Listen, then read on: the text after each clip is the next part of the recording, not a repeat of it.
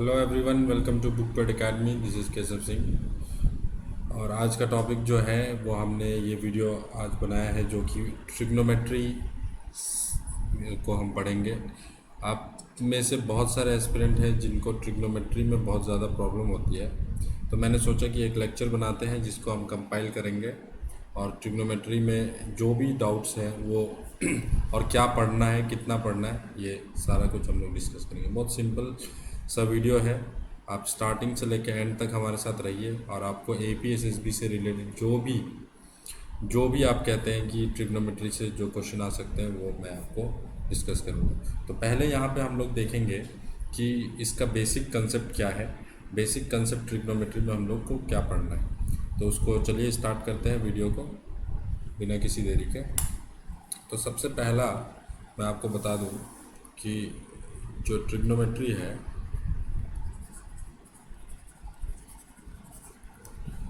इसमें हम लोगों को क्या देखना है। तो इसमें सबसे पहला चीज़ है कि ट्रिग्नोमेट्री हम लोग पढ़ते हैं राइट एंगल ट्रायंगल के लिए, यानी एक ऐसा ट्रायंगल जिसका एक एंगल 90 डिग्री हो। और 90 डिग्री वाले को हम लोग पढ़ते हैं। तो यहाँ पे ए बी सी अगर मैं एक ट्रायंगल बना लूँ 90 डिग्री, आपको पहले से पता है कि एक हम लोग ट्रिग्नोमेट्री से पहले एक राइट एंगल ट्रायंगल का रूल पढ़ते हैं जिसको हमको बोलते हैं पाइथागोरस थ्योरम। तो पाइथागोरस थ्योरम क्या कहता है आपको? पाइथागोरस थ्योरम क्या कहता है कि hypotenuse square is equal to perpendicular square plus base square. ये आपका पाइथागोरस थ्योरम है। ये हमको बताता है कि हाइपोटेनस और परपेंडिकुलर और बेस में क्या रिलेशन है। तो इस रिलेशन को समझते हुए हम देखेंगे कि ट्रिग्नोमेट्री में फिर राइट एंगल ट्रायंगल के बारे में हम क्या पढ़ते हैं। तो पहले मैं बता दूं आपको पाइथागोरस क्या कहता है कि अगर आपको दो साइडेड गिवन हो, two sides of right angle triangle का अगर गिवन होता है तो हम थर्ड साइड आराम से निकाल सकते हैं। ये हमारा सबसे बेसिक सा रूल है जो पाइथागोरस थ्योरम में हम पढ़ते हैं। पर ट्रिग्नोमेट्री क्या कहता है कि अगर आपको एक साइड भी पता हो एंड एक एंगल भी पता हो, अगर एक एंगल भी पता है और एक साइड पता है तो हम फिर पूरा राइट एंगल ट्रायंगल के बारे में हर चीज़ जान सकते हैं। तो थोड़ा सा इसमें कंसेप्ट ज़्यादा है पाइथागोरस से, क्योंकि पाइथागोरस में तो बस साइड्स के बीच में रिलेशन बता दिया, बाकी एंगल से कुछ लेना देना नहीं है, लेकिन ट्रिग्नोमेट्री में एंगल से लेना देना है। प्लस एक चीज़ हम समझने चाहेंगे कि पाइथागोरस में परपेंडिकुलर और बेस आप किसी को भी ले सकते हो। जैसे कि ये एक ट्रायंगल है तो ए बी परपेंडिकुलर हो गया तो बेस आपका बी सी होगा। अगर बी सी परपेंडिकुलर हो गया तो बेस आपका ए बी होगा। आप कोई भी ले सकते हो, लेकिन ट्रिग्नोमेट्री में ऐसा नहीं है। ट्रिग्नोमेट्री में अब हम लोग समझेंगे कि क्या है। सबसे पहला चीज़ है ट्रिग्नोमेट्री में हम लोग को देखना है, वो है ट्रिग्नोमेट्रिक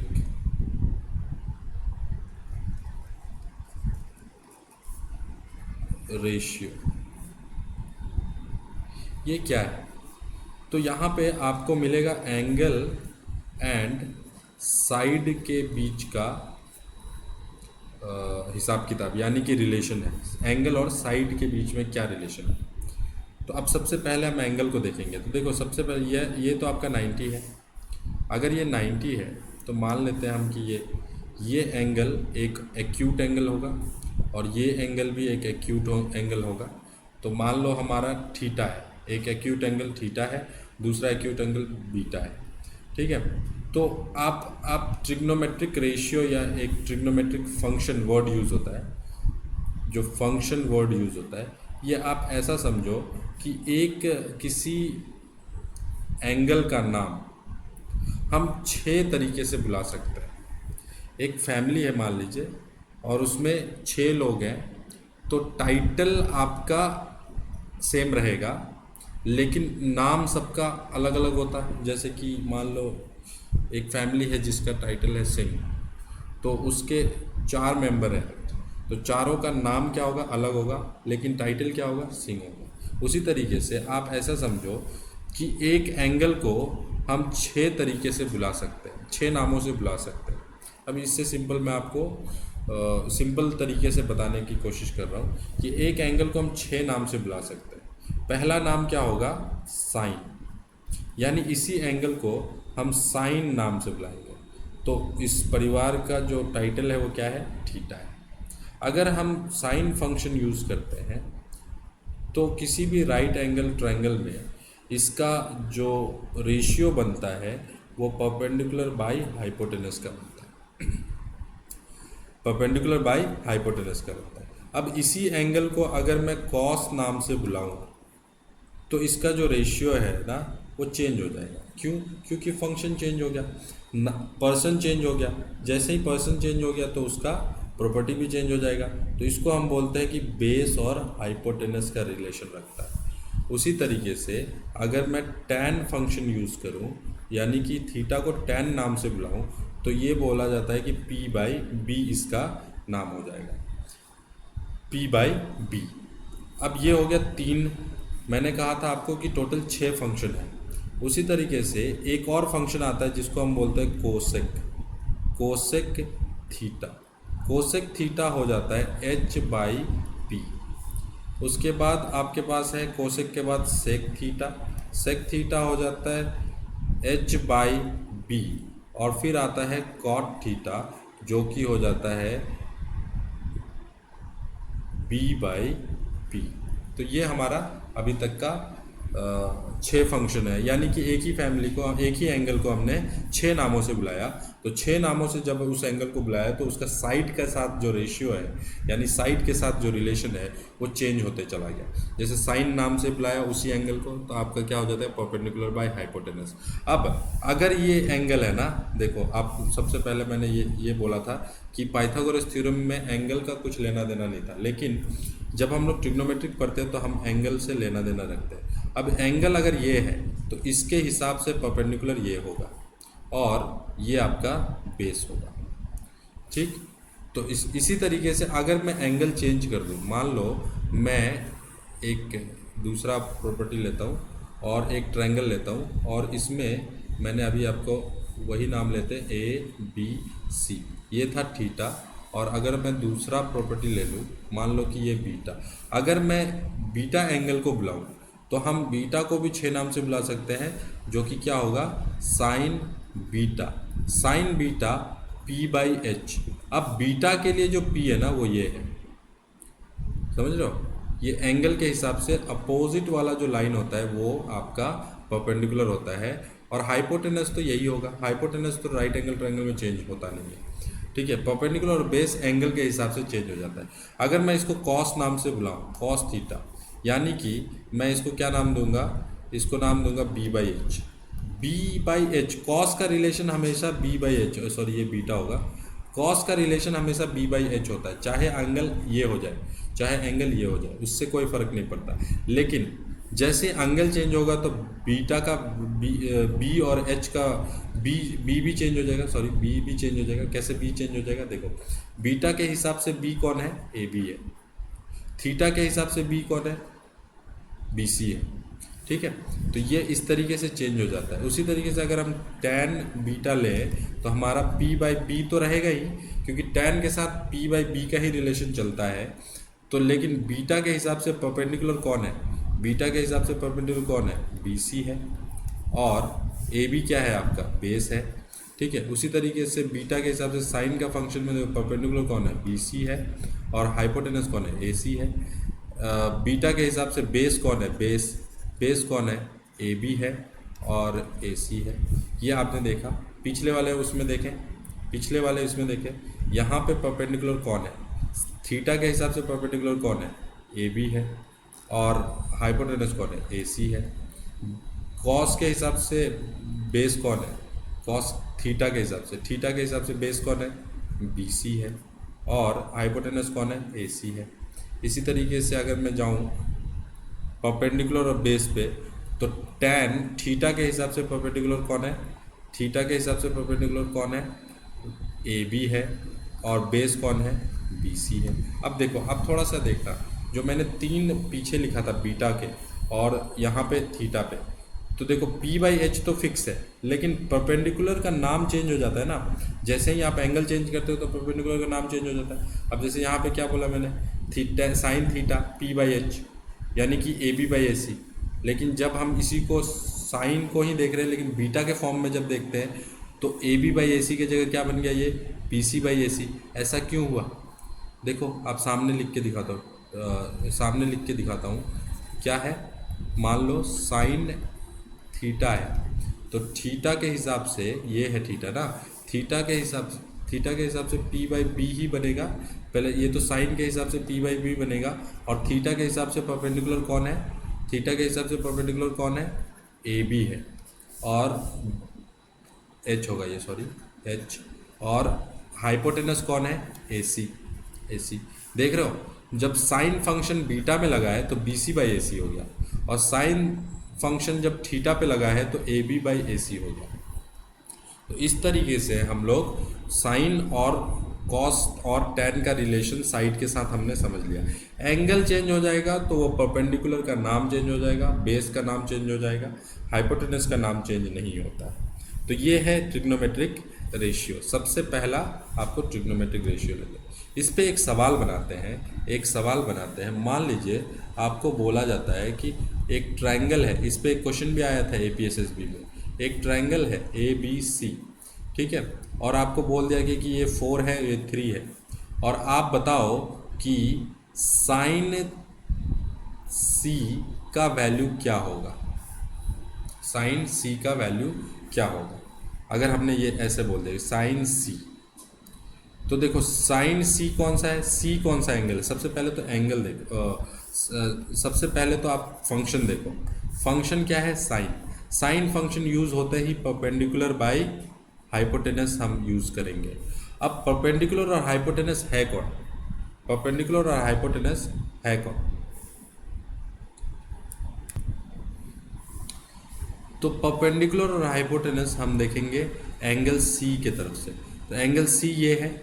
अब मैंने बोला था आपको कि अगर ये एंगल होगा तो परपेंडिकुलर होगा कौन, ये, ठीक है। तो परपेंडिकुलर नाम है AB और हाइपोटेनस है AC, यानी अगर हम AB बाई AC का वैल्यू बता दें तो हमको साइन C का वैल्यू मिल जाएगा। तो AB का वैल्यू कितना है, 4 है, पर क्या हमको AC पता है, AC तो नहीं पता है, ये वाला हाइपोटेनस का वैल्यू नहीं पता है। तो यहाँ पे हम लोग पाइथागोरस थ्योरम का ही हेल्प लेंगे, यानी कि hypotenuse square is equal to perpendicular square plus base square. ये फॉर्मूला हम अगर यूज़ करेंगे तो हम हाइपोटेनस का वैल्यू पता कर सकते हैं। तो हाइपोटेनस का वैल्यू क्या होगा आप पता करते हैं। परपेंडिकुलर है आपका 4 का स्क्वायर, बी है आपका 3 का स्क्वायर, यानी कि 16 प्लस 9, और ये हो जाएगा 25। तो एच स्क्वायर का वैल्यू जो है वो आपका 25 है, यानी एच का वैल्यू होगा √25, यानी कि 5। तो एच का वैल्यू हमको मिल गया। एच का वैल्यू कितना है, 5, यानी कि AC का वैल्यू है 5।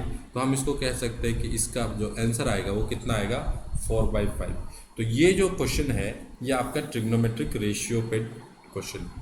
अब एक सवाल मैं आपको देता हूँ, आप इसको बनाने की कोशिश करिए, वीडियो पॉज करके आप बनाने की कोशिश करिए और फिर देखिए कि आपको क्या पता चलता है, ठीक। अगर मैं बोलूँ कि बताइए यहाँ पे अगर मैं ये देता हूँ कि ये 7 है, ये 24 है, और मैं बोलता हूँ आपको कि कॉस A का वैल्यू बताइए, कॉस A का वैल्यू बताइए, ठीक है। तो आपने वीडियो पॉज कर लीजिए और इसका आंसर निकालिए। चलिए, जिसका आंसर आ गया होगा वो आंसर चेक कर लो और कमेंट करके भी बता सकते हो। अब मैं बताता हूँ आपको क्या करना है। तो सबसे पहले तो कॉस फंक्शन लगते ही आपको पता है कि B/H होता है, ये आपको याद रखना पड़ेगा। कॉस फंक्शन लगा ही B/H हो गया। कॉस फंक्शन किस पे लगा है, कौन से एंगल पे लगा है, ये एंगल पे लगा है, यानी कि एंगल A। एंगल A के हिसाब से बेस कौन है, एंगल A के हिसाब से बेस कौन है, ये एंगल है ना, इसके हिसाब से ये परपेंडिकुलर होगा। तो बेस कौन होगा, ये होगा, बेस ये होगा, यानी कि AB बेस है और H जो है वो आपका AC है। अब AB बेस है तो ए बी का वैल्यू आपके पास मालूम है कि 7 है, ए सी का वैल्यू हमको नहीं पता, तो हम ए सी का वैल्यू किससे निकालेंगे? पाइथागोरस थ्योरम से निकालेंगे। यानी कि हम निकाल सकते हैं H square is equal to P square plus B square से। H square is equal to P यानी कि अगर हम देखें इस एंगल के हिसाब से, चाहे पाइथागोरस में तो आप कोई भी पी डाल सकते हो, यानी 7 को भी डाल सकते हो, 24 को भी डाल सकते हो, कोई फ़र्क नहीं पड़ता है। फिर भी हम 24 को डालते हैं पी, और बी जो है वो हम किसको डालेंगे? 7 को डालते हैं। तो H square is equal to ये हो जाएगा 576 और ये हो जाएगा आपका 49। 24 का स्क्वायर 576, 7 का स्क्वायर 49, यानी कि अब आपका हो गया 625। एच स्क्वायर का वैल्यू कितना है? 625। तो एच का वैल्यू हो गया रूट अंडर 625, यानी कि एच का वैल्यू 625 किसका रूट है? 25 का। यानी कि इस वैल्यू का वैल्यू कितना आया? 25 आया। तो हम इसको कह सकते हैं कि हमारा जो आंसर होगा वो 7/25 होगा। अब मैं अगर आपको बोलूं कि बताइए tan c का वैल्यू क्या होगा, tan c का वैल्यू क्या होगा, तो tan, अब आप देख लो tan c, यानी कि हम इस एंगल की बात कर रहे हैं, तो tan का फंक्शन लगते ही आपका क्या हो जाता है? p/b हो जाता है। फॉर्मूला में वापस जाके देखिए, फॉर्मूला में tan का फंक्शन के साथ कौन सा यूज़ होता है? p/b यूज़ होता है। p/b यूज़ होता है, तो c के हिसाब से p देखो, क्योंकि फिर एंगल देखना है ना, c के हिसाब से p कौन है? c के हिसाब से p है आपका ये, यानी कि ए बी, और c के हिसाब से b कौन है? यानी कि आपका बी सी। तो ए बी का वैल्यू हम लिख सकते हैं, ए बी का वैल्यू हम क्या लिख सकते हैं? 7, और बी सी का वैल्यू हम लिख सकते हैं 24। अगर इसी क्वेश्चन पे मैं बोल दूँ कि tan ए का वैल्यू बताओ, tan ए का वैल्यू बताओ, तो आप बोलेंगे tan फंक्शन लगते ही p/b लगेगा, लेकिन इस बार p कौन होगा? a के हिसाब से p कौन होगा? a के हिसाब से p होगा बी सी। p कौन होगा? B C. और b कौन होगा? a के हिसाब से b कौन होगा? A B. तो हम यहाँ पे लिख सकते हैं कि B C by A B, यानी कि 24/7 आपका आंसर है। तो होप करता हूँ कि ट्रिग्नोमेट्रिक रेशियो पे जो क्वेश्चन है वो आपको समझ में आ गया होगा। और आगे मैं अब बढ़ता हूँ दूसरे क्वेश्चन की ओर, दूसरे कंसेप्ट की ओर, और उस पर क्वेश्चन भी देखेंगे। जो दूसरा कंसेप्ट है वो हमारा रेसिप्रोकल ऑफ फंक्शन है। रेसिप्रोकल ऑफ फंक्शंस, फंक्शन का रेसिप्रोकल देखना है। यानी कि आपने पढ़ा था अभी साइन थीटा p/h, ठीक है, तो आपने साइड के साथ रिलेशन देखा था। अब हम जो रेसिप्रोकल देखेंगे ना, वो फंक्शन टू फंक्शन हम रेसिप्रोकल देखेंगे। अब इसका मतलब क्या है? रेसिप्रोकल ऑफ फंक्शन, तो ये भी आपको याद रखना पड़ेगा कि साइन थीटा का रेसिप्रोकल जो होता है फंक्शन में, वो होगा 1/कोसेक थीटा। ये वही कोसेक थीटा है जो आपको आगे मिला था, ये आपको याद रखना पड़ेगा। और कॉस थीटा जो है उसका रेसिप्रोकल होता है सेक थीटा, और टैन थीटा का जो रेसिप्रोकल होता है वो 1/कॉट थीटा होता है। अब यहाँ से एक चीज़ देखना, साइन का अगर रेसिप्रोकल 1/कॉस थीटा है तो कॉसेक थीटा है, तो कोसेक थीटा का रेसिप्रोकल 1/साइन थीटा होगा। यानी ये इसका रेसिप्रोकल है और ये इसका रेसिप्रोकल है। साइन कोसेक का रेसिप्रोकल है, कोसेक साइन का रेसिप्रोकल है, ठीक है। सबसे पहले हमने क्या देखा? सबसे पहले हमने ट्रिग्नोमेट्रिक रेशियो देखा। फिर हम दूसरी चीज़ क्या देख रहे हैं? फंक्शन टू फंक्शन, यानी रेसिप्रोकल ऑफ फंक्शन, वो देख रहे हैं। तो साइन का कोसेक, कोसेक का साइन, उसी तरीके से कॉस का सेक और सेक थीटा का कौन होगा? 1/कॉस थीटा होगा। उसी तरीके से कॉट थीटा का कौन होगा? तो 1/टैन थीटा होगा। ये आपको ध्यान में रखना है। अब आप इससे एक चीज़ देखो, आपको अगर याद हो तो साइन थीटा का रेशियो क्या था? p/h था, ठीक है।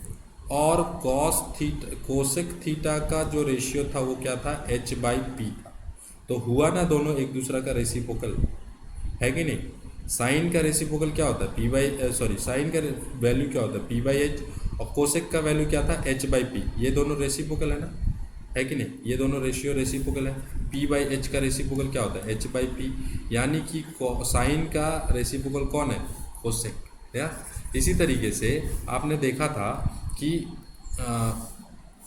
कॉस थीटा का कोस थीटा का वैल्यू होता है बी बाई एच और अभी मैंने बताया कि सेक थीटा का भी क्या होता है एच बाई पी होता है। अब ये देखो, ये दोनों एक दूसरे के रेसिप्रोकल है कि नहीं है ना। इसीलिए जो कॉस का वैल्यू होता है वो सेक का उल्टा होता है, तो हम बोल सकते हैं कि कॉस और सेक एक दूसरे का क्या है, रेसिप्रोकल है। उसी तरीके से अगर आप टैन पे जाओगे तो टैन थीटा का जो वैल्यू था वो पी बाई बी था और कॉट थीटा का जो वैल्यू था वो बी बाई पी था, यानी एक दूसरे का रेसिप्रोकल है। तो साइन कोसेक का रेसिप्रोकल, कॉस सेक का रेसिप्रोकल और टैन का रेसिप्रोकल कॉट है। यहाँ तक हमारी बात क्लियर हो गई। अब मैं एक और चीज़ बताऊंगा कि टैन थीटा का एक और फॉर्मूला होता है जो कि ratio to ratio function to function होता है, जो कि हम लोग बोलते हैं sine theta by cos theta, ठीक है। और अगर आप इस हिसाब से कॉट थीटा का वैल्यू क्या होगा, क्योंकि आपको पता है कि कॉट टैन का रेसिप्रोकल है, तो रेसिप्रोकल के हिसाब से इसका वैल्यू आ जाएगा cos theta by sine theta.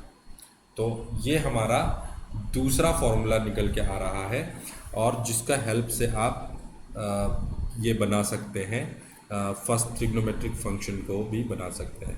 अब मैं यहाँ पे आपको एक चीज़ फिर से बता दूँ कि देखिए साइन थीटा, तो साइन का साइड के साथ रिलेशन p बाई एच है और साइन का अगर आपको रेसिप्रोकल पूछे तो 1 बाई कोसेक है, ठीक। तो साइन का रेसिप्रोकल अगर कोसेक थीटा है तो कोसेक थीटा का वैल्यू क्या होगा, कोसेक थीटा का वैल्यू होगा h बाई पी, और कोसेक थीटा को हम लोग रेसिप्रोकल में कोसेक थीटा को फंक्शन टू फंक्शन रेसिप्रोकल में हम क्या बोलेंगे 1 बाई साइन थीटा। तो साइन का जो रेशियो है वो p बाई एच है और साइन का जो रेसिप्रोकल है वो आपका 1 बाई कोसेक है। उसी तरीके से कोसेक का रेसिप्रोकल साइन होता है तो कोसेक का रेसिप्रोकल साइन होता है, और अगर कोसेक का रेसिप्रोकल साइन होता है तो साइन का जो भी वैल्यू आया था वो उसका उल्टा हो जाएगा। तो इस तरीके से हम कॉस में भी अप्लाई कर सकते हैं, साइन में भी अप्लाई कर सकते हैं और टैन में भी अप्लाई कर सकते हैं, ठीक। तो यहाँ तक आपको रेसिप्रोकल की बात समझ में आ गई होगी। अब अगर आपको कहीं पे भी टैन थीटा लिखे हुए दिख जाए तो इसका मतलब कि इसको आप p बाई बी भी लिख सकते हैं और टैन थीटा को आप 1 बाई कॉट भी लिख सकते हैं और टैन थीटा को आप sign theta by cos theta भी लिख सकते हैं।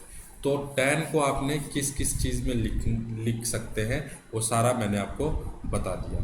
अब हम दूसरे एक आइडेंटिटी पे चलते हैं, एक और रिलेशन पे चलते हैं। पहला रिलेशन था एंगल और साइड के बीच में, दूसरा रिलेशन जो हमने देखा वो एंगल और एंगल के बीच में, यानी कि आपस में ही फंक्शंस और फंक्शंस के बीच में जो रिलेशन है वो हमने देखा। अब हम नेक्स्ट जो देखने जा रहे हैं वो हम देखेंगे एक चीज़ जिसको हम बोलते हैं कॉम्प्लीमेंट्री फंक्शन, कॉम्प्लीमेंट्री फंक्शन। अब इसको मैं आपको फॉर्मूला पहले लिख देता हूँ, उसके बाद ये बहुत इजी है, आप उसको देख लें। देखो sine theta is equal to होता है कॉस 90 माइनस थीटा, या फिर कॉस थीटा होता है साइन 90 माइनस थीटा। ये एक फॉर्मूला हमने देखा हुआ है, ठीक। ये एक फॉर्मूला हो गया। दूसरा टैन सेक थीटा होता है कोसेक 90 माइनस थीटा और कोसेक थीटा होता है सेक 90 minus theta. Third one is tan theta होता है कॉट 90 माइनस थीटा और कॉट थीटा होता है टैन 90 माइनस थीटा। अब ये क्या है, फिर से अब एक टैन और साइन का फिर से एक है। तो पहला वाला रेशियो था, सेकंड वाला फंक्शन टू फंक्शन रिलेशन था, एंड थर्ड वाला जो है हम देख रहे हैं ये कॉम्प्लीमेंट्री फंक्शन है। कॉम्प्लीमेंट्री फंक्शन क्या होता है, आप कॉम्प्लीमेंट्री एंगल जानते होगे, कॉम्प्लीमेंट्री एंगल क्या होता है कि अगर दो एंगल का सम, मान लो कि एक एंगल थीटा है और दूसरा थीटा 1 है और दूसरा एंगल थीटा 2 है, दोनों का सम अगर 90 डिग्री हो तो उसको हम क्या बोलते हैं, कॉम्प्लीमेंट्री। तो यहाँ पे कुछ इसी का सीन आ रहा है। अब इस फॉर्मूला को आप ना ऐसे याद मत रखो, मैं आपको बहुत सिंपल सा तरीका बता देता हूँ। आप सिर्फ इतना याद रखो कि साइन का कॉम्प्लीमेंट्री कौन होता है, कॉस होता है, और कॉस का कॉम्प्लीमेंट्री कौन होता है, साइन होता है। उसी तरीके से आपको याद रखना है कोसेक का कॉम्प्लीमेंट्री कौन होता है, कॉम्प्लीमेंट्री होता है सेक, और सेक का कॉम्प्लीमेंट्री होता है कोसेक। उसी तरीके से टैन का कॉम्प्लीमेंट्री होता है कॉट, और कॉट का कॉम्प्लीमेंट्री होता है टैन। ये अगर आप याद रखोगे तो इस फॉर्मूला को याद रखने की ज़रूरत नहीं है। कॉम्प्लीमेंट्री अब आपको क्या बता दूँ मैं, अब सीधा मैं बताता हूँ। देखो कॉम्प्लीमेंट्री का मतलब क्या होता है कि अगर साइन 30 डिग्री का वैल्यू, ठीक है, कॉस में क्या होगा, तो जैसे यहाँ है ना साइन थीटा यानी साइन 30 डिग्री क्या होगा, कॉस 90 माइनस 30 डिग्री, यानी कॉस 90 माइनस 30 डिग्री कितना होगा, 60। तो आप इसको ऐसे याद रखो कि साइन का वैल्यू कॉस में क्या होता है, ये एंगल कॉम्प्लीमेंट्री यूज होता है। बस इतना याद रखोगे तो तुम्हारा ये फॉर्मूला याद रखने का जरूरत ही नहीं है। यानी कॉम्प्लीमेंट्री में अगर मैं बोलूँ कि साइन 10 डिग्री कॉस कितना डिग्री होगा, तो 80 बोल देना। क्यों, क्योंकि ये दोनों का सम कितना होता है, 90 होना चाहिए कॉम्प्लीमेंट्री। उसी तरीके से अगर मैं बोलूँ कि कॉस 40 डिग्री साइन कितना होगा, तो आपको पता है कि साइन और कॉस कॉम्प्लीमेंट्री है, तो आप बोल देना कि कॉस 40 डिग्री साइन 50 डिग्री के बराबर होगा, क्योंकि दोनों का सम कितना आना चाहिए, 90 होना। यही फॉर्मूला है आपका, बहुत सिंपल सा फॉर्मूला है। इसको आप ऐसे याद मत रखो, इस तरीके से याद रखो कि कॉम्प्लीमेंट्री के हिसाब से याद रखो। यानी कि साइन, अगर मैं बोलूँ साइन 15 डिग्री कॉस कितना होगा, तो 15 और कितना मिलाकर आपका 90 होगा, ये याद रखो। तो 15 प्लस 75 90 होता है, यानी कि साइन 15 कॉस 75 का इक्वल होगा। उसी तरीके से उल्टा कॉस 15 साइन 75 के इक्वल होगा। और अगर आप इसी को आप दूसरे पे अप्लाई कर लेते हो, सेक कोसेक पे, कोसेक सेक पे, तो वही बात हो जाती है। अगर मैं इसको बोलूँ कि बताओ सेक 25 डिग्री, सेक 25 डिग्री कोसेक के कितने के बराबर होगा, कितने के बराबर होगा, तो आप बोलना कि सेक और कोसेक तो कॉम्प्लीमेंट्री है। देखो यहाँ पे लिखा है मैंने, कॉम्प्लीमेंट्री है, तो इसका मतलब कि सेक 25 है, तो यहाँ पे जो वैल्यू आएगा उसको प्लस करने से 90 आना चाहिए। यानी ये दोनों को प्लस करने से कितना आना चाहिए, 90 आना चाहिए। और आप इसको दूसरे तरीके से ये बोल सकते हो कि 25 को 90 से माइनस कर दो, तो आपको क्या मिलेगा, आपको मिलेगा कितना, आपको कितना मिल रहा है, यहाँ पे आप बताइए कितना मिल रहा है, 25। अगर मैंने इसको 90 से माइनस करूँ 25 को, तो क्या मिलेगा हमें, 5 यहाँ से, और 7 माइनस 2 55। यानी कि ये जो कोसेक के कितने एंगल के बराबर होगा, 55 के एंगल के बराबर होगा। 55 कोसेक 55 और सेक 25 सेम वैल्यू होता है, ये एक दूसरे के कॉम्प्लीमेंट्री होते हैं। उसी तरीके से अगर मैं बोलूँ कि tan 30 डिग्री कॉट कितने डिग्री का बराबर होगा, तो आप बोलेंगे कि कॉट और टैन एक दूसरे का कॉम्प्लीमेंट्री है, तो 30 तो ये होगा 60। उसी तरीके से अगर मैं बोलूँ कि कॉट 40 की टैन कितने के बराबर होगा, तो आप बोलना कि 50 के बराबर होगा। यही आपका कॉम्प्लीमेंट्री फंक्शन का यूज़ होता है। अब मैं अगर एक सवाल दूँ इस पर, जैसे कि एक सवाल आया था आपका साइन 20 डिग्री और कॉस 70 डिग्री, ये आपका APSSB में क्वेश्चन आया हुआ था कि इसका आंसर क्या होगा। तो अब लोग परेशान हैं कि वो टेबल में साइन 20 डिग्री किसी को ये पता है कि 30 45 इसका तो वैल्यू है, 20 का वैल्यू क्या होता है उसको मालूम नहीं है, तो उसने क्वेश्चन को छोड़ दिया। तो आप ये वाला कॉम्प्लीमेंट्री वाला फंक्शन यूज़ करो। आप देखो यहाँ पे साइन 20 डिग्री है, यानी साइन 20 डिग्री किसके इक्वल हो सकता है, तो आप देखना कि कॉस 70 के इक्वल होगा, है ना। कॉम्प्लीमेंट्री वाला फंक्शन अभी हमने यूज़ किया, ये साइन और कॉस एक दूसरे का क्या है, कॉम्प्लीमेंट्री है। साइन और कॉस एक दूसरे का क्या है, कॉम्प्लीमेंट्री है। तो हमने उसको यूज़ कर लिया कि साइन 20 के जगह पे क्या यूज़ करेंगे हम, कॉस 70, और नीचे ऑलरेडी क्या था, कॉस 70, तो दोनों 70 मिलके क्या हो गया, 1 हो गया। कैसे, कैंसिल हो गया और 1 हो गया। तो इस पे जो क्वेश्चन आता है वो इस तरीके का आता है। ठीक, तो अब अगर मैं बोलूँ कि आप बताओ कि साइन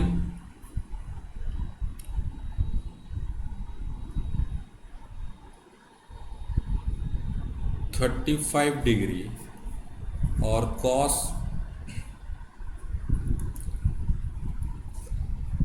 55 डिग्री, यहाँ पे एक जगह पे शायद गलती हुई है, यहाँ पे 55 नहीं होगा, 8 ये 65 होगा। हाँ, यहाँ पे 65 होगा, आप लोग इसको करेक्ट कर लेना। 65 होगा, 65 होगा। एक बार मैं फिर से बता दे रहा हूँ, 65 होगा, करेक्ट कर लेना। जिन लोगों ने वीडियो में पीछे देखा हो गलती करते हुए, वो जाके करेक्ट करें। तो साइन 35 और कॉस 55, ये जो है ना, अगर आपको बनाने के लिए आ गया तो आप इसको क्या करोगे, कंफ्यूज होना ही नहीं है। साइन का कॉम्प्लीमेंट्री क्या होता है, कॉस होता है। तो साइन 35 का कॉम्प्लीमेंट्री एंगल क्या आएगा, 55, यानी कॉस 55।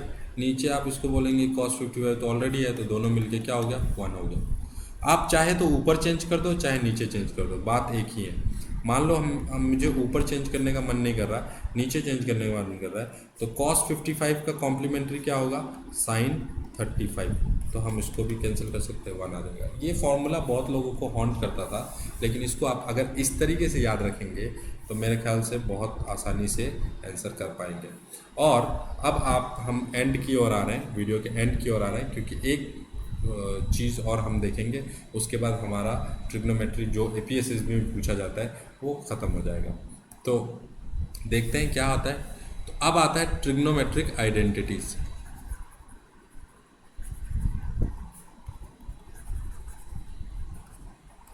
ये क्या है, तो ये एक्चुअल में ये फॉर्मूला है। अभी तक तो हम लोग रिलेशंस देख रहे थे, ये एक्चुअल में फॉर्मूला है। और इस फॉर्मूला को आपको याद रखना पड़ेगा, sine square theta plus cos square theta is equal to 1 होता है। और दूसरा 1 plus tan square theta is equal to sec square theta होता है। और 1 plus cot square theta is equal to cosec square theta होता है। ये 3 फॉर्मूला आपको याद रखना पड़ेगा। तो ये आपका इस तरीके से आइडेंटिटी है, डायरेक्टली आपको याद रखना है। अब मैं आपको एक सवाल पूछता जो कि APSSB में इस बार पूछा गया था UDC में, कि tan स्क्वायर थीटा और 1 प्लस कॉट स्क्वायर थीटा, इसका आंसर क्या आएगा। ठीक है, तो इसका आंसर क्या होगा, इसको करने के लिए ये सीधा सीधा आपका फॉर्मूला यूज हुआ था। देखो, आप बोल सकते हैं 1 plus tan square theta, 1 plus tan square theta के जगह पे आप क्या लिख सकते हैं, सेक स्क्वायर थीटा लिख सकते हैं। और 1 प्लस कॉट स्क्वायर थीटा के जगह आप क्या लिख सकते हैं, कोसेक स्क्वायर थीटा लिख सकते हैं। और आपको पता है कि सेक स्क्वायर थीटा हो जाता है 1 बाई सेक किसका रेसिप्रोकल है, रेसिप्रोकल वाला याद करो, रेसिप्रोकल। देखो, सेक का ट्रिग्नोमेट्रिक रेशियो था, देन उसका रेसिप्रोकल था। सेक का रेसिप्रोकल होता है कॉस थीटा, यानी कि यहाँ स्क्वायर है तो कॉस स्क्वायर थीटा। उसके बाद कोसेक का रेसिप्रोकल क्या था, कोसेक का रेसिप्रोकल होता है sine, 1 by sine square theta. अब अगर मैं इसको देखूं तो ये क्या बन जा रहा है, 1 by cos square theta by 1 by sign. तो बाई 1 बाई साइन है, मतलब उल्टा होके ये साइन स्क्वायर ऊपर चला जाएगा और 1 नीचे आ जाएगा। अब आप बताइए sign square theta by cos square theta कितना होता है। तो आपको पता है एक फंक्शन मैंने आपको बताया था, tan theta is equal to sine theta by cos theta होता है। तो हम इसको लिख सकते हैं sine theta by cos theta, यानी कि tan थीटा, और क्योंकि स्क्वायर है तो आप स्क्वायर यूज़ कर लो, तो इसका आंसर क्या आएगा, tan थीटा। तो इस तरीके से हम लोग इन आइडेंटिटीज़ को यूज़ करके आप ट्रिग्नोमेट्रिक को आराम से पढ़ सकते हो। होप करता हूँ कि आपको ये चीज़ समझ में आया है। लास्ट में एक चीज़ मैं आपको और बता दूँ कि कुछ ट्रिग्नोमेट्रिक एंगल्स का वैल्यू हमें याद रखना पड़ता है। जैसे कि मैं आपको बता दूँ कि साइन, कॉस और टैन अगर 0 डिग्री होगा, 30 डिग्री होगा, 45 डिग्री होगा, 60 डिग्री होगा एंड 90 डिग्री होगा, तो इसका आंसर क्या क्या आएगा। तो सबसे पहला इसको भी याद करना बहुत आसान है। मैं कोई आपको ट्रिक व्रिक नहीं देता हूँ, सीधा सीधा आपको इसको बेसिक फॉर्म में आप याद कर लो। देखो साइन का वैल्यू जो है ना 0 से 90 तक इंक्रीज होता है, यानी कि साइन 0 डिग्री 0 होता है और 90 डिग्री 1 होता है। 0 से 1 इंक्रीज हो रहा है, उसके बीच में जो वैल्यू आएगा वो 0 और 1 के बीच का वैल्यू ही आएगा। जैसे कि साइन 30 डिग्री का वैल्यू होता है 1/2, ठीक है। उसके बाद 1/2 से जो बड़ा वैल्यू होता है वो 1/√2 होता है, वो cos 40 साइन 45 का वैल्यू होता है। और √3/2 वो हम कह सकते हैं कि 1/√2 से बड़ा वैल्यू होता है, और वो √3/2 से बड़ा वैल्यू 1 होता है। तो 0 से 1 के बीच का वैल्यू रहेगा, और ये जो वैल्यू है वो 0 से इंक्रीजिंग ऑर्डर में जाते जाते 1 तक जाएगा। उसके बाद आपको पता है कि साइन और कॉस एक दूसरा का क्या है, कॉम्प्लीमेंट्री है ना, याद है। साइन और कॉस क्या है, कॉम्प्लीमेंट्री है, यानी कि साइन 30 डिग्री का जो वैल्यू होगा ना वो कॉस 60 डिग्री का वैल्यू होता है। अभी याद कर लो थोड़ा सा, sine 30 degree is equal to क्या था, कॉस 60 डिग्री ना, कॉम्प्लीमेंट्री वाला एंगल। यानी कि साइन 30 डिग्री पे जो एंगल है वो किस पे आएगा, कॉस 60 पे आएगा। इसी तरीके से जो साइन 0 पे जो वैल्यू है वो कॉस 90 पे होगा, यानी यहाँ 0 होगा। और जो साइन 45 पे है वो भी कॉस 45 पे होगा, क्योंकि साइन 45 और कॉस 45 दोनों ही कॉम्प्लीमेंट्री एंगल्स है ना। तो इसका मतलब ये वैल्यू चेंज नहीं होता है। और अगर मैं देखूं तो कॉस 0 डिग्री जो वैल्यू है या 30 डिग्री जो वैल्यू है वो साइन 60 डिग्री का वैल्यू होगा। तो इसीलिए हम लोग इसको बोलते हैं कि उल्टा लिख दो, इसको उल्टा लिख दो। एक ही बार उल्टा लिख दिया, ख़त्म कहानी। ये उल्टा क्यों लिखते हैं, इसका रीज़न अगर किसी को पता हो कि उल्टा लिखा जाता है, लेकिन उल्टा क्यों लिखते हैं तो उसका रीज़न मैंने आपको यहाँ पे बता दिया है कि वो कॉम्प्लीमेंट्री होता है। इसीलिए जो साइन 30 डिग्री का वैल्यू होगा वो कॉस 60 डिग्री का होगा, और कॉस 60 डिग्री का जो वैल्यू होगा वो साइन 30 डिग्री का होगा। तो इसलिए उल्टा लिखते हैं। उसके बाद फिर आपको पता है कि टैन थीटा होता है sign theta by cos theta, sign theta by cos theta.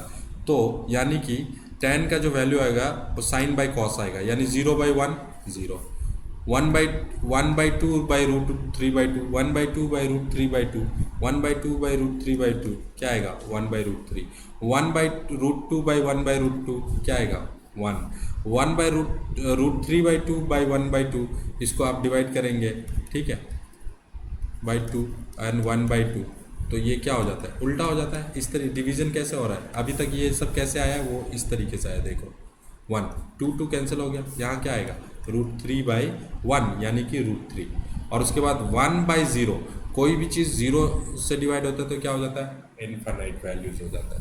और अगर आप इन तीन का वैल्यू जानते हैं तो कोसेक का वैल्यू तो आपको पता ही चल जाएगा। कोसेक होता है रेसिप्रोकल ऑफ साइन, कोसेक होता है रेसिप्रोकल ऑफ साइन, यानी 0/1 का 0/1 है ना, इसका रेसिप्रोकल होगा। कोसेक क्या है, साइन का रेसिप्रोकल है। तो आप बोल सकते हैं 1/0, 1/0 यानी नॉट डिफाइंड, या 2/1, रेसिप्रोकल 1/2 का क्या होगा 2/1, √2/1, 2/√3, साइन का रेसिप्रोकल है तो साइन का उल्टा वैल्यू डालते जाइए। यहाँ पे आ रहा है 1/1, 1/1 का रेसिप्रोकल 1 ही आएगा, ठीक है। उसी तरीके से कॉट पे जाएंगे या सेक पे जाएंगे, सेक थीटा क्या होगा, किसका रेसिप्रोकल है, कॉस का रेसिप्रोकल है।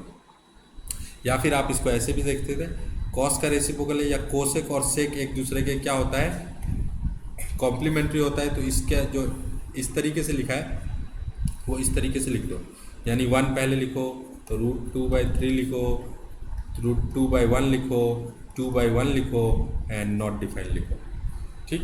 तो आप इसको रेसिप्रोकल वाले से भी कर सकते हो, कॉम्प्लीमेंट्री वाले तरीके से भी कर सकते हो, जिस तरीके से आपको याद रहना पड़े।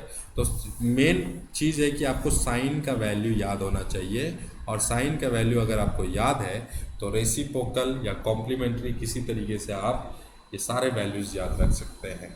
होप करता हूँ आपको समझ में आया होगा। इसका कुछ प्रैक्टिस क्वेश्चन और हम इस एक वीडियो में बनाएंगे, क्योंकि ये वीडियो ऑलरेडी बहुत लंबा हो चुका है, तो इसका प्रैक्टिस क्वेश्चन हम किसी और वीडियो में देखेंगे। आज के लिए इतना ही। अगर आपको वीडियो अच्छा लग रहा है तो आप हमें ज़रूर बताइए कि किस तरीके का वीडियो था। चलिए आज के लिए इतना ही, मिलते हैं नेक्स्ट वीडियो में। Thank you.